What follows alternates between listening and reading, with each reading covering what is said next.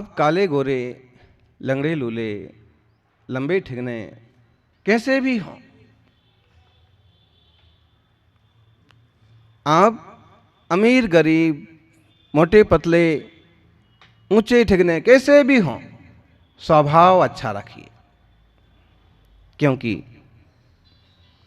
मिठाई कैसे भी आकार की हो सबका दिल जीत लेती है। मिठाई कैसे भी आकार की हो सबका दिल जीत लेती है। जो मिठाई नहीं भी खाते हो, जैसे त्याग हो, तो देख करके एक बार तो प्रसन्नता आ जाती है कि मिठाई है। अब आप जलेबी को देखिए, जलेबी कितनी टेढ़ी टेढ़ी होती है, गोल मटोल होती है, हैं? कभी कभी लोग कहते हैं ना, इंसान इतना सीधा है बिल्कुल जलेबी की तरह है, और लोगों को समझ में आ जाता है कि इसका मतलब क्या हुआ। लेकिन अपन उस इंसान की बात करने की बजाय जलेबी की बात करें,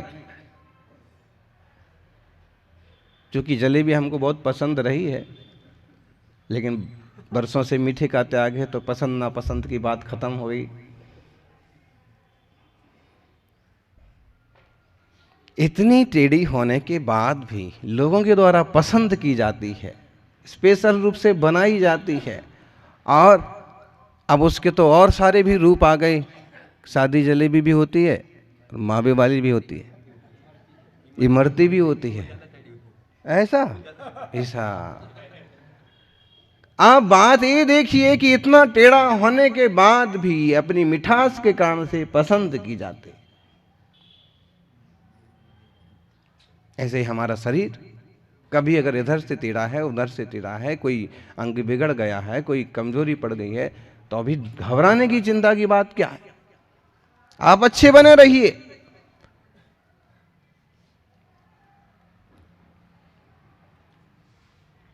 अमीरी गरीबी मायने रखती है, शरीर की ऊंचाई ठिगनाई मायने रखती है, लेकिन स्वभाव के सामने ये मायने भी कमजोर पड़ जाते। इंसान की भी कीमत करने वाले लोग हैं। दूसरा आप देखिए, रसगुल्ला।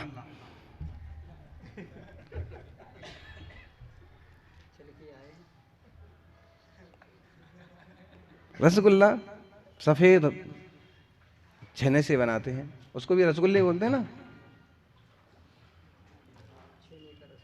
हाँ, रसगुल्ला शिक्षा देता है।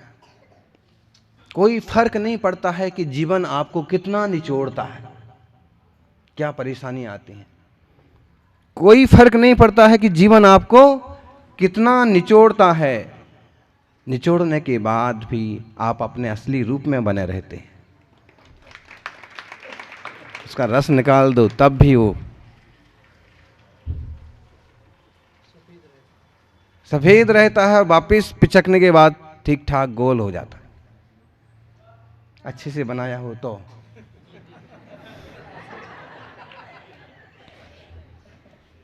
अगर ठीक से नहीं बनाया तो बिखर जाएगा।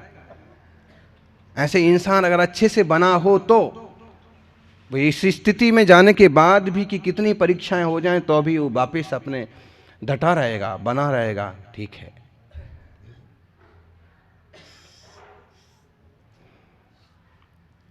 गुलाब जामुन होता है, गुलाब जामुन कहता है कि रंग रूप मायने नहीं रखता है।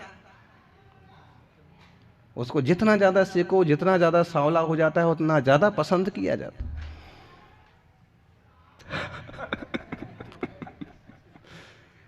रंग रूप मायने नहीं रखता है। जिंदगी में मिठास कभी मत कम होने दीजिए।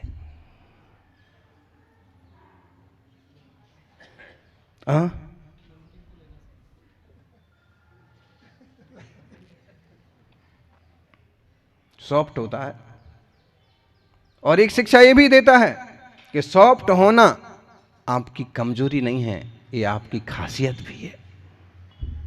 सॉफ्ट होना आपकी कमजोरी नहीं है, ये आपकी खासियत भी है। अगर सुनील सागर जी इधर से उधर गए और उधर से उधर गए और सबके प्रति स्नेह भाव वात्सल्य भाव दिखाया, तो ये उनकी कमजोरी नहीं है, उनकी विशेषता है।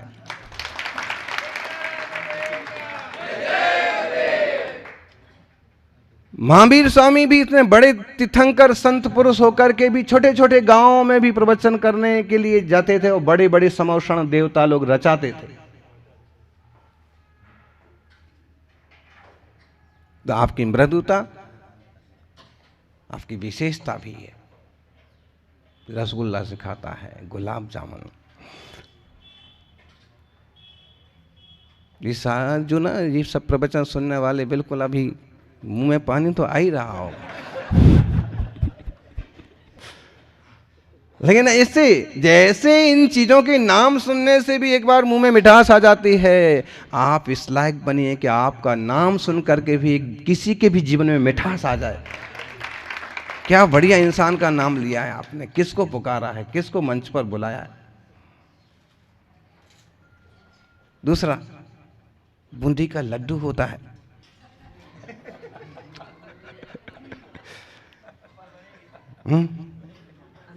बूंदी का लड्डू होते, पहले बूंदी लीजिए, बूंदी, इतनी सी बूंदी, इतनी छोटी सी बूंदी, जीभ पर रखो तो पूरी बॉडी को वाइब्रेट कर देती है।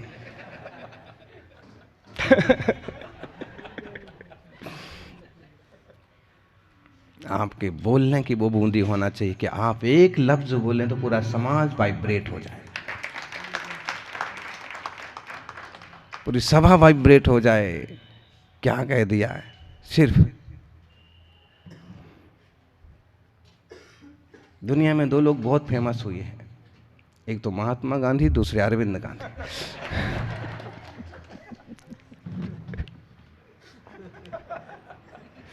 एक लफ्ज बोलो बस,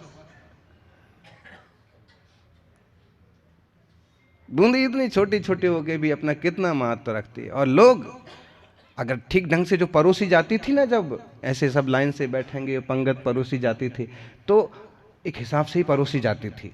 ये तमाशे का जमाना नहीं था कि उठाओ खाओ भागो।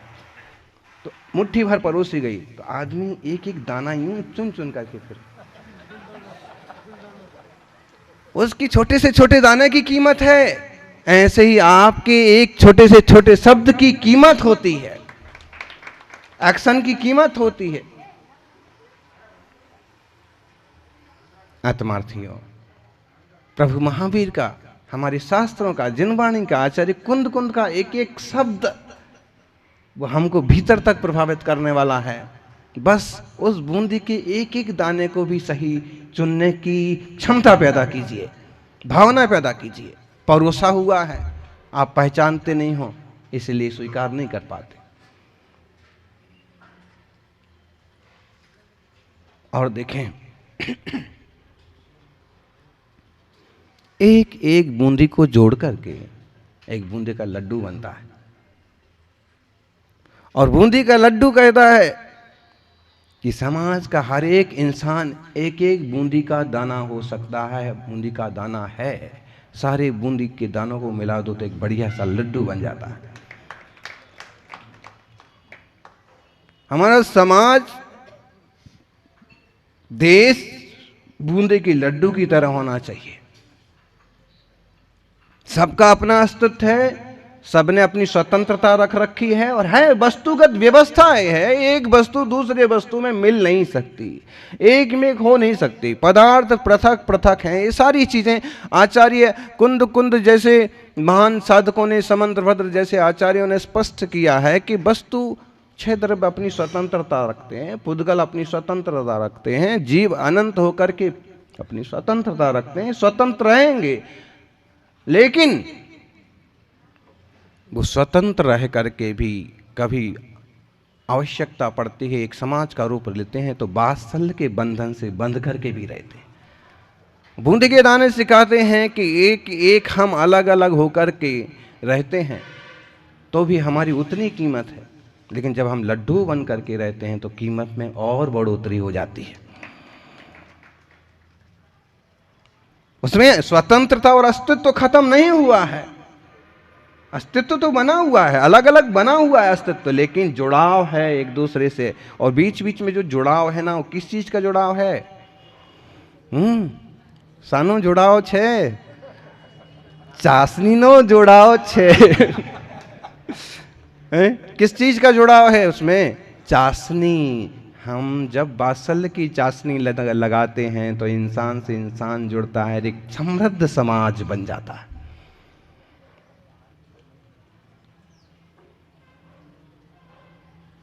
बेसन के भी लड्डू बनते हैं, बनाने वाले तल के भी लड्डू बनाते हैं, है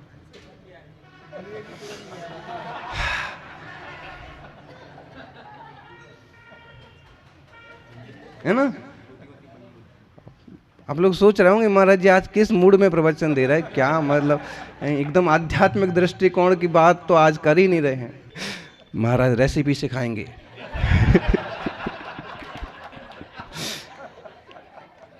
अगर आप किसी को सेकना चाहते हो, आप बेटे को डांटना चाहते हो, बेटी को समझाना चाहते हो, भाई को कंट्रोल करना चाहते हो, शिष्य को डांटना चाहते हो, पड़ोसी को समझाना चाहते हो, समाज में वर्चस्व बनाना चाहते हो और एक कह के भी बात करना चाहते हो, तो सबसे पहले घी डालो। स्नेह रहेगा, प्रेम रहेगा तो तुम्हारा ए ओ अरे तोरे सब सुनेगा, जलेगा नहीं।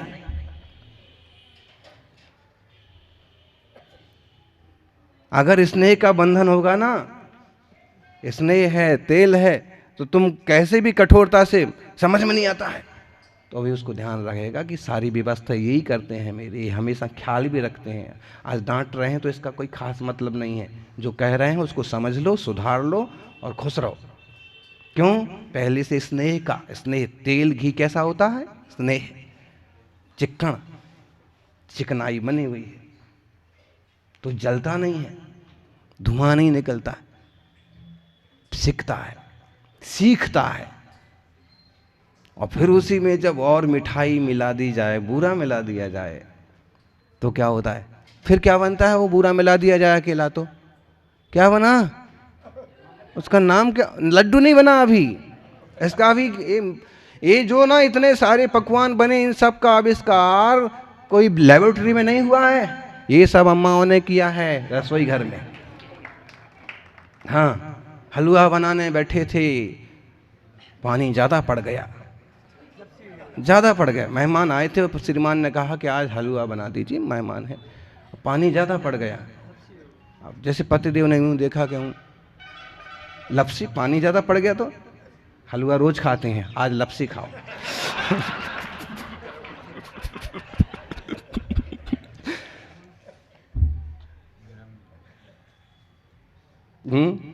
ऐसे सर्दी खांसी नहीं होती है, ठंड का मौसम चल रहा है।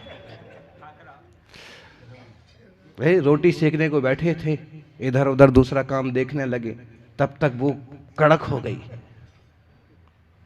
जब तक इधर उधर दूसरी लोई बनाने को तैयार हुई, तब तक वो कड़क हो गई। अब ये क्या है? खाकरा है। रोटी तो रोज खाते हैं।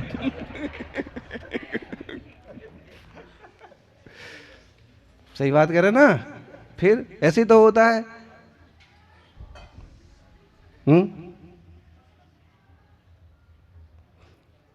घी तेल जो कुछ था बनाते बनाते खत्म हो गया, या दिख रहा है कि है तो 100 ग्राम, खाने वाले 10 जने दिख रहे हैं। अगर इसमें तलते बैठेंगे 2 का पेट नहीं भरेगा। हल्का हल्का हल्का लगा करके रोटियों को थोड़ा सेक दिया, पराठे खाओ आज। थोड़ी तरफ पराठा बन गया ना। ऐसे ही बनती हैं सारी चीजें, और ज्यादा हमसे क्या व्याख्या कराओगे?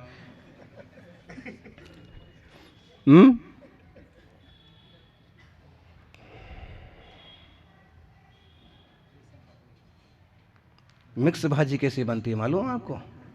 घर में देखा, आधी लौकी है, 2 शिमला मिर्च है, 1 टमाटर है, 10 जने भोजन के लिए बैठे। अब इनकी अलग अलग साग बनाओ तो फजीती कराना ही है, क्योंकि एक की थाली में भी पूरा पड़ने वाला नहीं है। सब की मिला करके, और आज मिक्स भाजी बनेगी, स्पेशल डिश। तो देखो, इसमें ये समझें कि परिवार को संभालना है, इज्जत रखना है तो भी 25 तरीके निकल सकते हैं। समाज को संभालना है, इज्जत रखना है तो भी अनेक तरीके निकल सकते हैं। और फजीती कराना है तो अच्छाई में भी बुराई निकाल सकते हैं। दूसरे के यहाँ भी आप भोजन को गए और केवल उसने दाल रोटी खिलाया, मजा आ गया। रोज चिकना चिकना खा के दिमाग खराब हो गया था, आज यहाँ आकर के ये आपने उसकी प्रशंसा कर दी, वो भी खुश हो गया, जबकि आपको पता है कि सामान्य ही बात है ना। थोड़े में भी आप किसी व्यक्ति की इज्जत कर सकते हैं, उसका मान बढ़ा सकते हैं। संसार और इसने ऐसे ही चलता है। अब वो चीज़ें वापिस मुगद का लड्डू रहेगा ना अपना।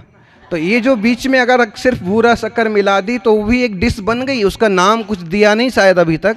आप लोग खोज करिए, कुछ बढ़िया सा नाम दीजिए उसको, ऐसा कि जैसे अभी हाँ, कसार नहीं, वो बेसन वाला कसार नहीं होता है, वो बेसन वाला का कुछ और नाम सोचना पड़ेगा आप लोगों को। ऐसा वो जो आटे वाला गेहूं से बनता है वो कसार होता है। वो हम लोगों ने खूब खाया है और उसको मुंह में रख के फूफा भी बोला है। आप कसार मुंह में रख करके कभी फूफा बोलने का आनंद लीजिए, और किसी के सामने बैठ करके। हाँ, तुम्हारा फूफा ना होगा तो तुमको याद दिला देगा।